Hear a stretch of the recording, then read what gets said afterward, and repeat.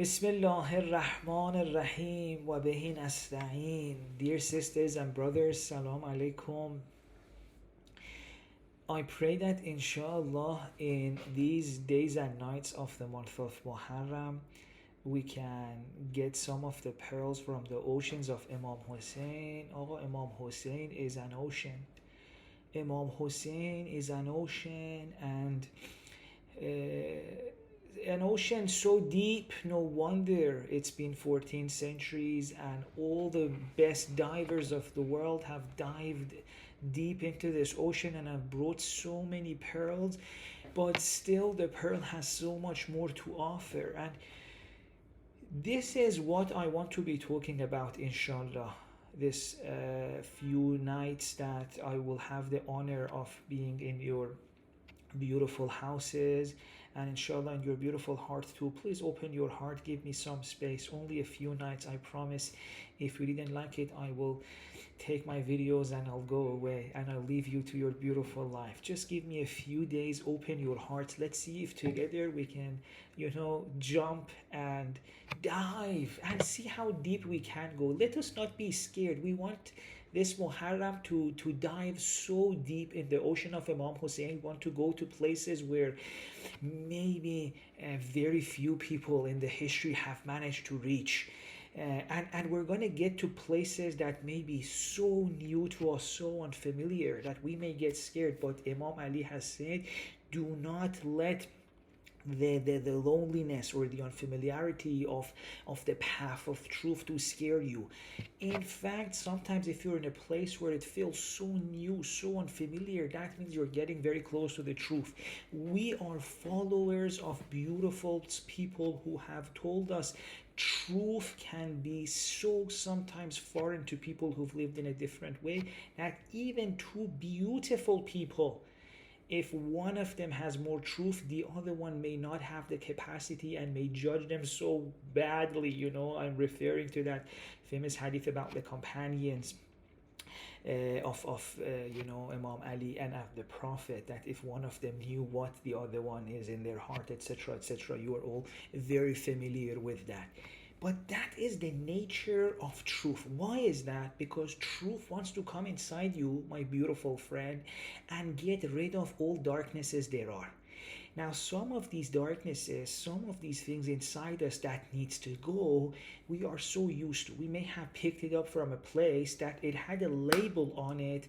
It didn't say this is darkness. It came through a label that said this is something good. And now letting go of that, it has a good label, but its depth is darkness. We want to let go of it. Part of us gets scared, but I thought this is good. Or now they may give us some light. It comes inside and we're like, this is so different to everything I've been told. And it may be a little bit scary for us, but fear not. When you go towards the truth, initially you may be scared to jump in, but when you jump in, you are now in the company of the most beautiful souls in the world. You are in the company of the Prophet. Who was our Prophet? Our Prophet was a person whose main challenge with people was, why are you not thinking for yourself? Why do you have to keep to your forefathers? What if they didn't know anything? Why do you have to listen to other people when God has given you fitra? فَأَقِمْ وَجْهَكَ لِلدِّينِ حَنِيفًا وَفِطْرَةَ اللَّهِ الَّتِي فَطَرَ النَّاسَ عَلَيْهَا. The pure religion, the upright religion, is the fitra of God, that upon which your fitra is. And Prophet would go to people and be like, why are you not thinking? Quran, how many verses does it have where it says, use your aql, use your aql, use your aql? People of hell, there is this verse, they're reflecting back, where did they go wrong? They're like, لو كنا نسمع ونعقل. We wish we had either thought more or listened to more voices. We'd listen to one voice, one type of voice all our life and followed that. But we should have listened more. We should have opened our ears and our hearts. الذين يستمعون القول فيتبعون أحسنه. Moment's heart and ear are open. Mu'min is not scared of listening. Mu'min is not scared of things coming in, because mu'min has an internal system of fitra that can put what is correct on one side and what is not correct on the other side. Mu'min has also the ability, when something is in that, a certain category, it can put it on hold and be like, I will come back to this later, or I will keep thinking about it. But with a mu'min that you are, with an insan that you are, with a precious creation of God that you are, there is no need to be scared. You don't need to be worried of any idea, any way of life, any ideology. You have the ability to listen to everything and see for yourself what makes sense and what does not make sense, because you're an insan. And this quality of yours is the most precious quality God has given you. As a Shia, as a follower of Ahl Bayt is too difficult to say. As a lover of Ahl Bayt, one of the most important compilations of our ahadith, one of the most important books we have is what? Al-Kafi. And Al-Kafi begins with Kitabul Aql. The first chapter, imagine, in all of our hadith literature is a chapter on aql. And don't let your aql, don't let your understanding of aql to go towards, it's like this, reading and studying and, thinking and rational understanding and all of that. No. Aql in the literature of Quran and Ahl Bayt has a very clear meaning. It is this ability to process life. Life comes in. You've had experiences, 10 years, 20 years, 30 years, 40 years, 50 years. You've gone through life. All of these have come inside you. Now you can do two things with it. Either you allow all of life that has come inside you, your experience. Life is God's communication with you. So if you've lived for 30 years, that means you have 30 years of God communication inside you. Now, you have two options. One is ignore all of that and instead allow your beliefs and understanding of the world to be judged by what you've heard, I don't know, from this person or from that group or whatever. Or you listen to them, but also that what you're intaking from, I don't know, scholars or your group or your tradition or whatever is always in dialogue with your own experiences. And if there's something you've been told, no matter by who, if it goes against your own experience, you cannot accept it. Now, you don't need to, outright deny it or reject it, but at least you can put it on hold and think about it, come back to it, ask more questions about it. And this is very, very important. Imam Ali alayhi salam. Who? Imam Ali alayhi salam. Did I say Jawad? No. Imam Ali alayhi salam. Who? Imam Ali alayhi salam says, if you have three options between aql, which is that process of internal sense making, haya, which is modesty, and religion, in that hadith, Imam Ali says Prophet Adam was given these three options. Which one do you think Prophet Adam chose between aql, religion, and haya? Aql, religion, haya. Religion and haya, modesty. Which one did Prophet Adam choose? He chose aql. And Imam Ali says, well done, Adam. Well done. You got it correct. Now, does that mean that Prophet Adam didn't have religion? No. If you have aql, you will have religion too. But what is correct from religion? Because there's also our understanding of religion is not pure. Who have we got our religion from? It's been 14 centuries. There hasn't been a ma'asroom. No one after the Ahl Bayt can claim that they are ma'asroom. Even if they do, you need to give them some water, calm them down, and be like, Habibi, you're not a ma'asroom. You are beautiful. I would love to kiss your cheeks. But you're not a ma'asroom. No one is a ma'asroom. The numbers of ma'asrooms are very specific, very set, and that's a very good thing. Although the interesting thing is this, but let me come to that interesting thing in a couple of minutes. Before we come to that interesting thing, let me say another interesting thing that we were actually saying in that hadith. It continues, Imam Ali says, if you go towards aql, don't be scared of your aql. Religion will follow you. What is correct from religion, you will find it yourself. So, we are followers of a tradition, even though we may not have been told this many times, that really emphasizes on aql, on your understanding, on your experience, on your opinion, on your voice. Now, a lot of beautiful people with good intentions I am sure a lot of them with good intentions really want you to not have to, they don't want you to worry too much about finding the truth. There are some beautiful souls out there. They're like, how can we trust this cutie pie that you are with finding the truth? What if he's busy with work? Let us give him the truth. And let us give him the truth with such force that this poor kid that you are does not even have the time to see whether they want to accept it or not. Usually it's wrapped a little bit with guilt as well. So by the time it comes inside, you quickly install it, because on the package of what they usually share, it's written, how dare you not install this? Ooh, all the good people install this. Only the ones who go to hell would not install this. Listen to me, or if how dare you not listen to me?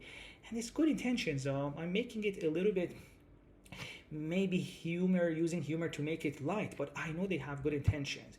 But no matter how good their intention is, a good intention that's not based on correct foundations of understanding of Islam is as good as, I don't know what is as good as. Maybe it's as good as a water bottle that you left in the car and it's been under so much sun that there's so much plastic inside it, and it's probably so much chemicals and toxin, and you better really not have it. It's water, it looks so nice. It's really nice. But you can't really use it. It's not good for you. So I know they have good intentions to try and give you the truth, but as long as it's not coming with trust for your experience, with trust for your point of view, as long as it's so rushed to make you see events in a certain way, it is not Islamic. It is not, at least according to my humble opinion, Islamic or following the views of Ahl Bayt. I have been asked many times by people who were in that moment, that moment a lot of people in their life, not a lot of people, some people go through, when they're like, okay, Islam, thumbs up, schools of Ahl Bayt or other schools, why should I choose Imam Ali alayhi salam? Most cases in the last few years, I share one story. I'm like, Ali, for me, if you want to know whether Ali or masalan, not making Ali your pivotal point, this story for me, if I just had this story of Imam Ali alayhi salam, for the rest of my life, I would have wanted to, I don't know, praise him, sing his praise my whole life. Just this one story. What's the story? The enemy has attacked. They've already reached the surrounding area of where Imam Ali is, based. They've already hurt a lot of people. So much nonsense they've done, so much crimes. Imam Ali is like, we need to go and help people. We need to go and stop this evil. We need to go and stop. Of course, that's one of the beauties of Ahl Bayt. Always there for people. Now, Imam Ali is collecting numbers, collecting people, and this was like a big deal back then, to be able to collect numbers of people to be able to stop the other side, because the other side has a lot of ways to collect people, money, threatening, etc., etc. Imam Ali wants to do it right, wants people to, anyway, so he's collecting people, they're on the way. Now a group of people come to Imam Ali alayhi salam. A group of people come to Imam Ali alayhi salam. And they're like, Ali, we've seen you, decent person, good stuff. How do we know the other side's not better than you? What if he is better? Maybe you're good, he's better. So we are not participating with you in this battle. We're going to come with you, but we're going to be neutral, and we're going to go and try and see what are the other ones like. We're going to do research. Now, any other person, I want you really to imagine, even yourself, right now, imagine in the middle of a battle, if a group of people come and say, we don't know what is the truth, and imagine if you're next to Ali, you don't know what the truth is. Like, you would be like, cabbage, like Ali, like, how do you not know the truth? I think a lot of us would have been like, me, you're just making excuses, or how dare you, or this is not time for the research, you're a traitor, you're this, you're that. A lot of governments, a lot of powerful people would have just treated them as, this is treason, this is traitor, and maybe get rid of them. What does Imam Ali say? Well, before we say what Imam Ali said, a group of people around Imam Ali get very upset. They want to go and attack. And Imam Ali says, no, no. هذه التفقه في الدين. This is good. This is tafaqquh. This is a deep understanding of religion. The fact that they want to know why they're participating in something and to know it fully and have an internal sense of it, that's a good thing. Although in brackets, yes, maybe they're slow.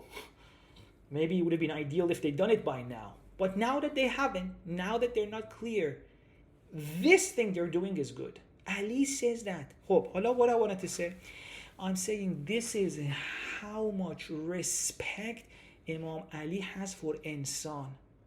میگه at that moment where I need you, at that moment we're inside a battle, people need you, still for me, your aql, your opinion, your fitra is so important. I'm willing to give you time to go and think and make up your own opinion.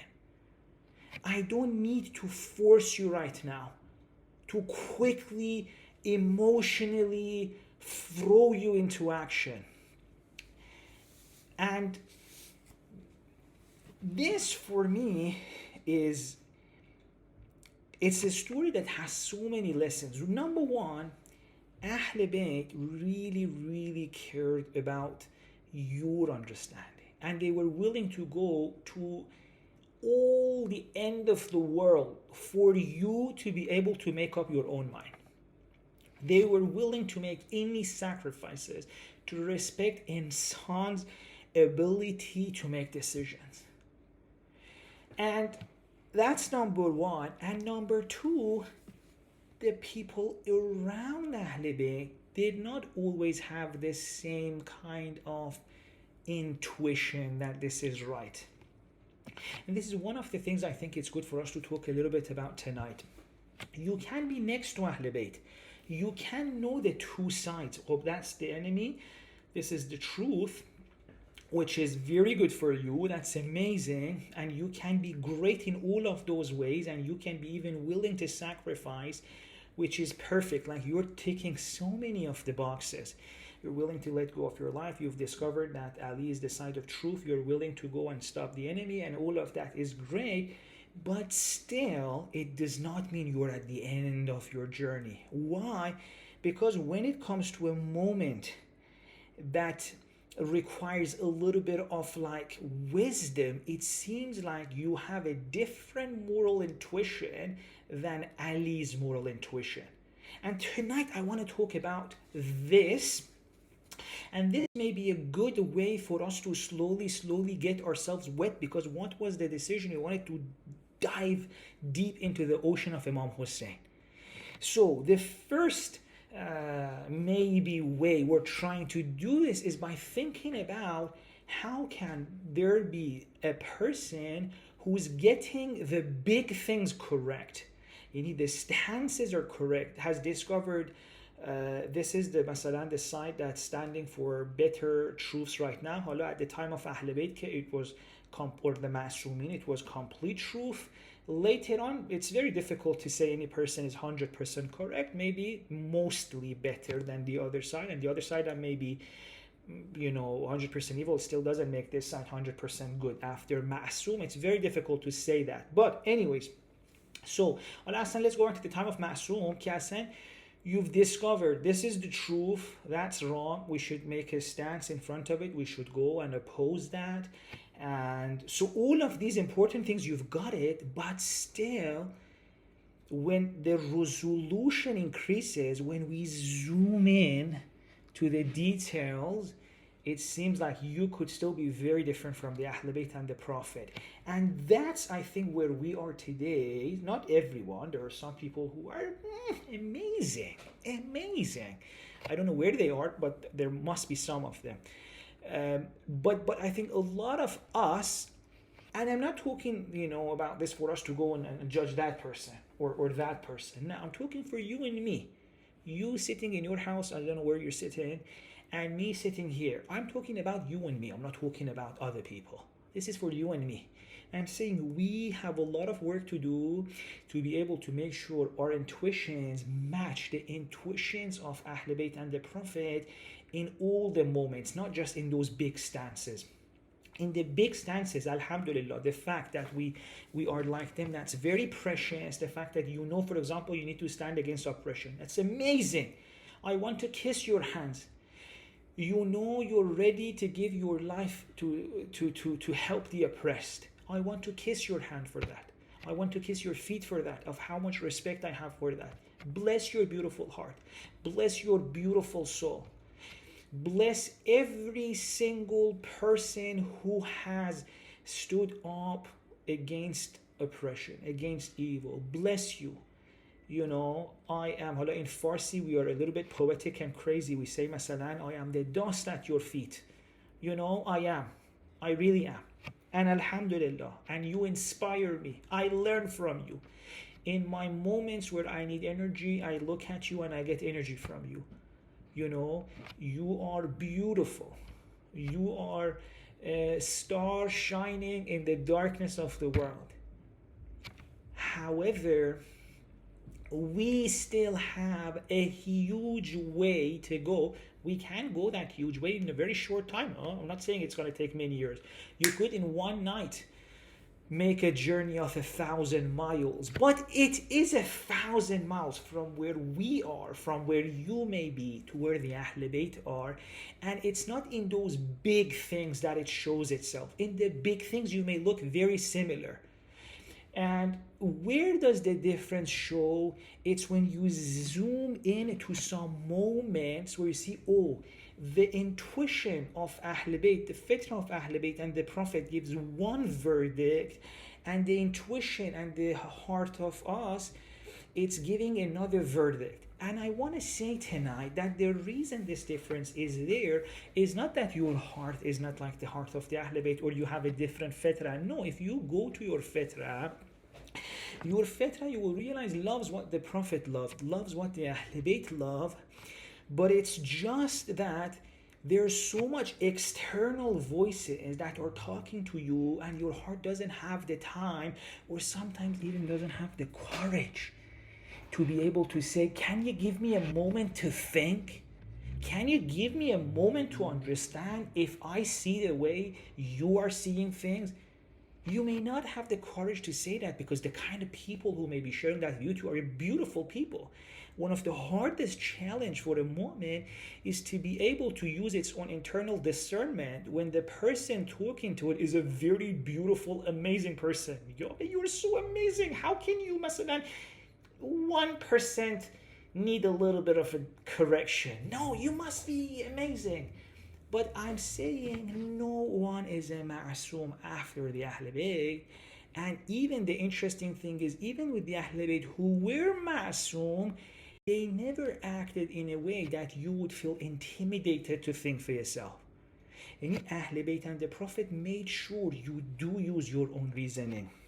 Now, let's go back to the idea of moral intuition. Let's look at a few of these moments in the story of Allah. There's a lot of examples, just a few big ones. Masalan, one of these moments is what? I've mentioned this before, and a lot of you have heard it from many places, but it's good for us to. After the Muslims managed to come back to Mecca, let's look at what had happened to the Muslims. A lot of them lived in Mecca. They were forced out of their houses, tortured, killed. Then not just that, in that they were under siege for a few years in that place. In that 3 years, they were where there was this whole limits on them, and they went through hunger. They went through so much difficulty for that few years. Some of them had to escape, some of them had to go elsewhere, and then they go to, even when they're in Medina, they're not safe from the other side. They still attack them, they still come, and they still annoy them. They still try to, join with other tribes there to attack the Muslims. And then there's the battles. There's the battles in which the naughty people of Mecca kill so many of the most precious Muslims we've had, and in such horrible ways. Hope you've all heard the story of Hamza, the uncle of the Prophet. So much has happened to this group of people.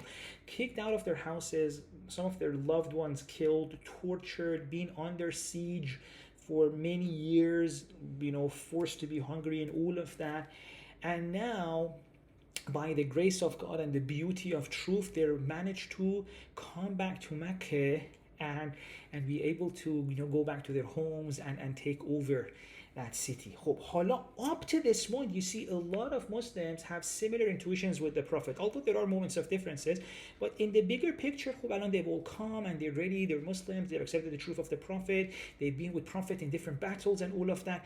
So you can see these are not like jokes, these are serious people, these are incredible companions of the Prophet. They've been ready to sacrifice their life. Some of them sacrificed their house. They've allowed strangers to come live inside their house. They've done so much on those big stuff thing. But then the question is this: what happens that when they enter Makkah, a lot of people, their intuition comes out and says, Al-Yawm Yawmul Malhama, today is the day to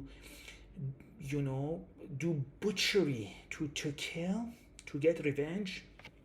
And the Prophet says, Al-Yawm Yawmul Marhama, today is the day of mercy. How come all of these beautiful companions of the Prophet have an intuition that comes out and asks for revenge, and then you have a Prophet whose intuition asks for rahmah? And between these two, the Prophet and these lovely people, on so many things agree. This is the interesting thing. It's not like these are people who dislike the Prophet, who disagree with the Prophet, who did not give their own life for the Prophet. They've done so much, but still, in that moment that needs that crazy wisdom of the Prophet, which is like, what is that? Inshallah, we're going to be talking about it in these few nights. This, you see, Prophet is reaching to a different place to bring something. What is this place where the Prophet reached out to and brought this statement, Al-Yawm Yawmul Marhama? What is this? Because everyone else, what they were thinking, and I think a lot of you would probably be like, it makes sense what they were saying. You killed our family, you tortured us in a brutal way, you made us be hungry, we went to a different city, you still came and attacked us. It's not like you were, okay, they've gone now. Nah, you were so audacious, you followed us to Medina, you attacked us there, and now we have the power, we're going to show you. Honestly, it's not difficult to understand where this intuition comes from. This one, I think we all get it. But the question is, where does Prophet's one comes from? What is that? And so I want to say this Muharram, let us see, maybe through spending a few nights with Imam Husayn, we can slowly get to know what that place looks like from which these intuitions of the Prophet comes from. Because we're going to see that Imam Ali has a lot of these too. Imam Husayn has a lot of these too. Imam Sajjad has a lot of these too. And moment after moment after moment, you see the most beautiful of the people, the best, the most loyal of the companions of the Prophet and Ahl-Bayt come to a moment and two different intuitions. You come, for example, to the moment of Ibn Muljam. A lot of the followers of Imam Ali are ready now to kill Ibn Muljam. Imam Ali in Nahjul Balagh says, I forgive him. Don't you want God to forgive you? Ali, why are you looking at this different to your companions? In Siffin, Imam Ali says some of the people around him, these are really good people. If someone is with Imam Ali in Siffin, they're really been sacrificing. They've been doing a great deal. These are really extraordinary people in Siffin who are with Imam Ali. They're going against a lot of danger. They're sacrificing so much. They're going away from their families. These are beautiful people. But how come a moment comes when the pressure gets too much to them, they start swearing But Imam Ali, no matter how much pressure is there, not only he doesn't swear, he says, I don't like it. إِنِّي أَكْرَهُ لَكُمْ أَن تَكُونُوا سَبَّابِينَ. میگه ببین I don't care, this dunya means nothing to me. I know there's a lot of pressure on us, I know they're really doing evil things, I know they've hurt us, I know they didn't give water to us, I know they've killed so many people, but I don't like swearing. اصلا ببین swearing إني أكره لكم أن تكونوا سبابين. I hate it, I dislike it. It's not that I want to do it and out of مثلا my moral values I'm like it's better not to. Yes, and I hate it. Where is this coming from? Why is the heart of Ali like that? Why is it that in Nahj al-Balagha we read Imam Ali when he wants to make a dua, they are saying, his companions, the most beautiful of souls, they are saying, God, take their lives. And Imam Ali says, Allahumma ahqin dima'ana wa dima'ahum. I would like this to end in a way that less blood has been spilled on both sides. Allahumma ahqin dima'ana wa dima'ahum. The people who want blood to be spilled on the other side, these are not normal people, these are really good people, but still different to Ali.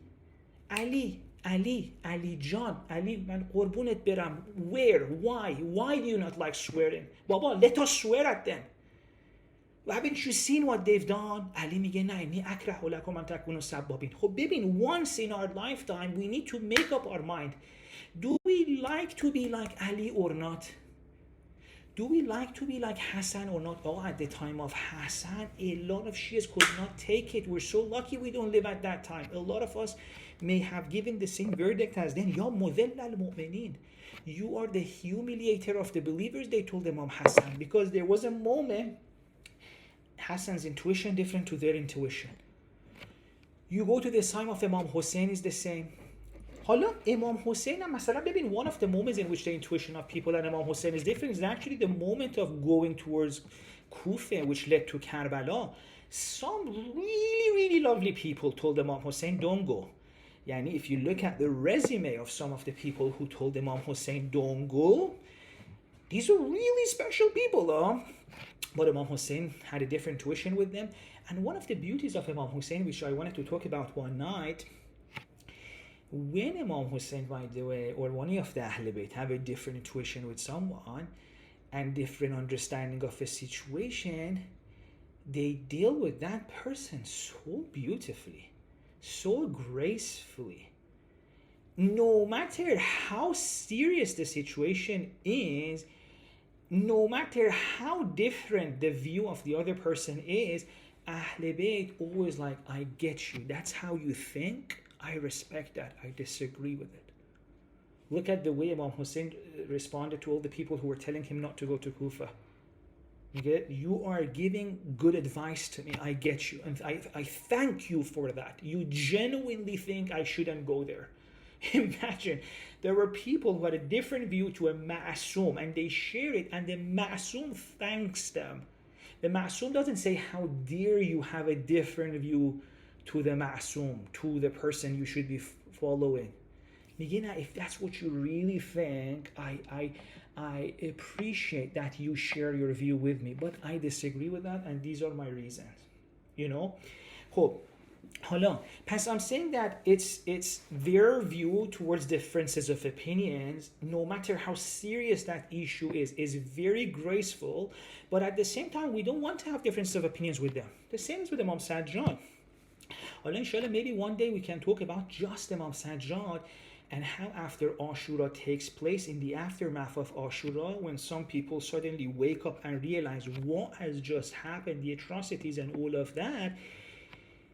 There are a lot of intuitions there. There are a lot of different feelings people have of what they need to do in response now to Ashura. And you see that majority of that is different to what Imam Sajjad thinks needs to happen. And a lot of them in the moment, they cannot see the wisdom of what Imam Sajjad is saying. They go forward and of course it doesn't work out. And some by the end they realize Imam Sajjad was correct, some never realizes. And of course the beauty of Sajjad again is that no matter how much he tried to tell them, still he has respect for them. Masalan, about one of them, he had good intentions. I disagreed with him, I told him don't do it, but he had good intentions, so I respect that. And Imam even prays for him after he dies. But I'm saying it's not a black and white thing. If our intuitions are different, it means we're not good people or not. Ahlul Bayt have many times made du'as for someone who thought differently to them, didn't even listen to them. But at the same time, is it not time for us to want to make sure our intuitions are the same as intuitions of the Ahlul Bayt?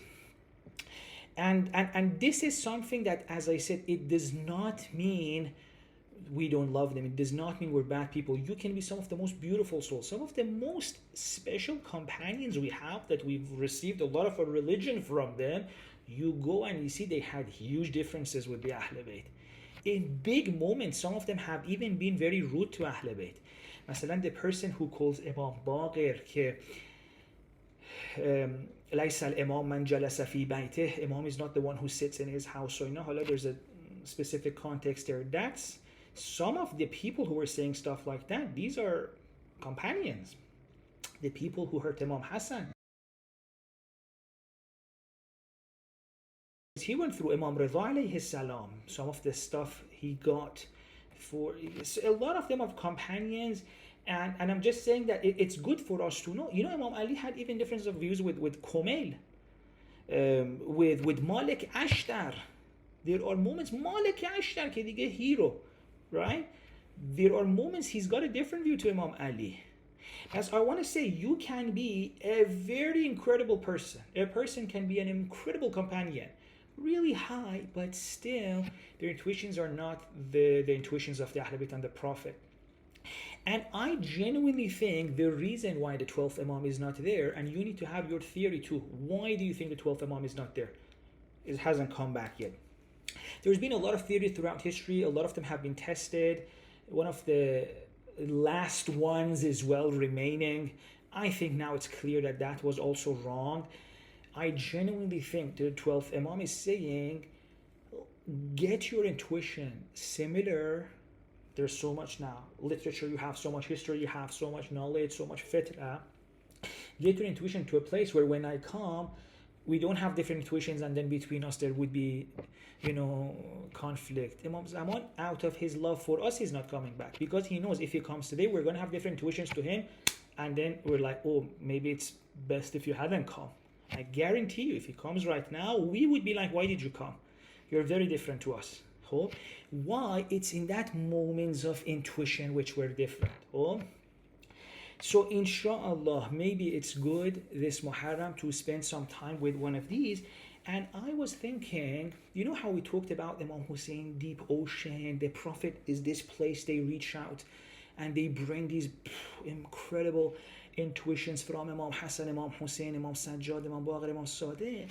Let's talk about what is this thing. Why is it that sometimes we look at things differently? And I want to use Ziyarat Waris as a kind of maybe reference point for us to be able to think about this. What is about this group of people, this lineage of people, that we can get similar to them in big points, in like we know we need to, for example, worship God. We know we need to fight oppression. We know we should not be complicit. We know we should not be lazy. Like in big stuff we know, but when it comes to the details, how come we have different intuitions with it?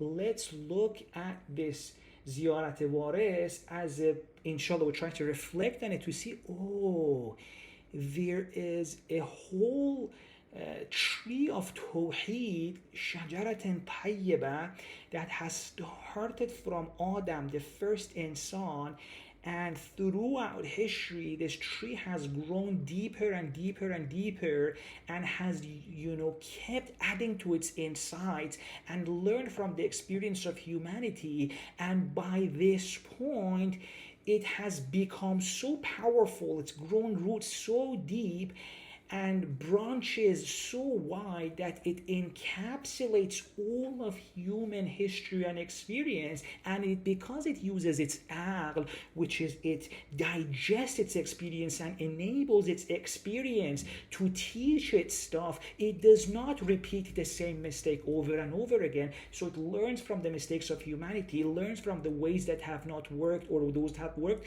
It keeps getting stronger and stronger and stronger and stronger and stronger, and by the time it reaches our Prophet, it reaches its completion, and that is passed on to Imam Ali, Imam Hassan, and Imam Husayn. And today we have access to that.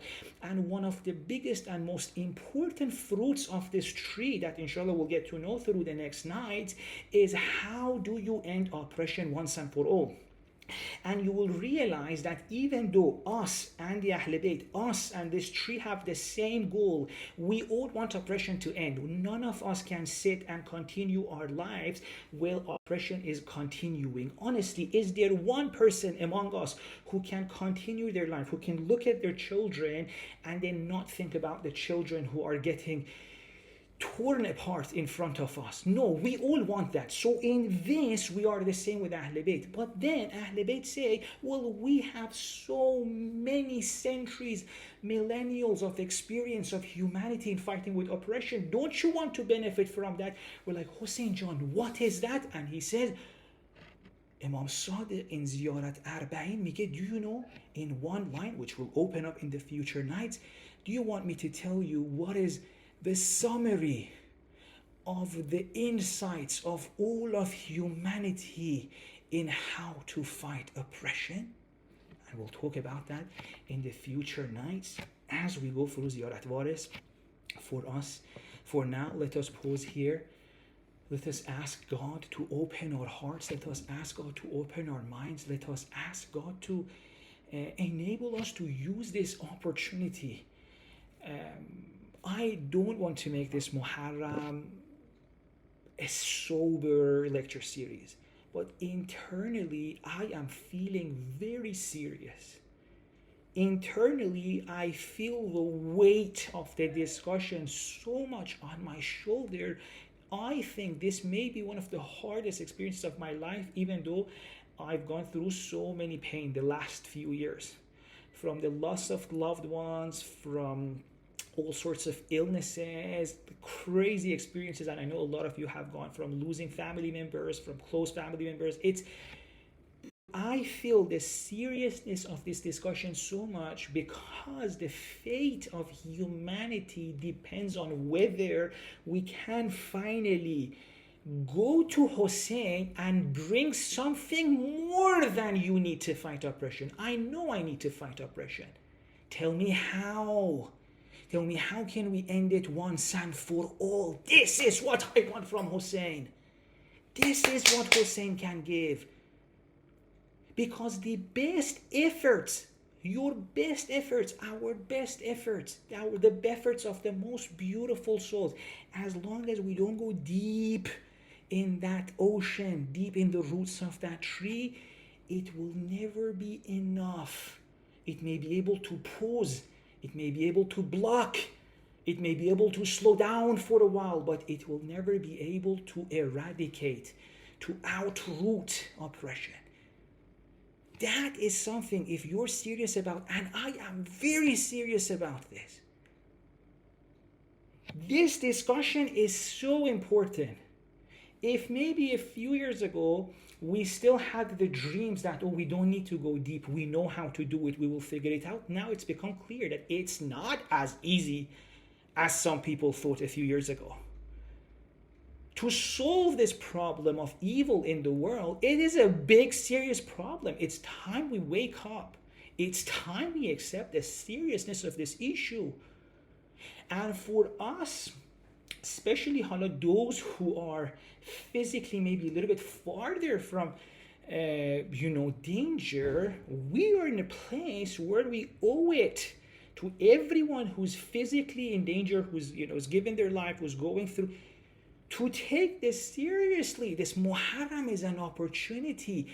Any lesson we don't learn with our aql, we have to learn it through the scenes in the world.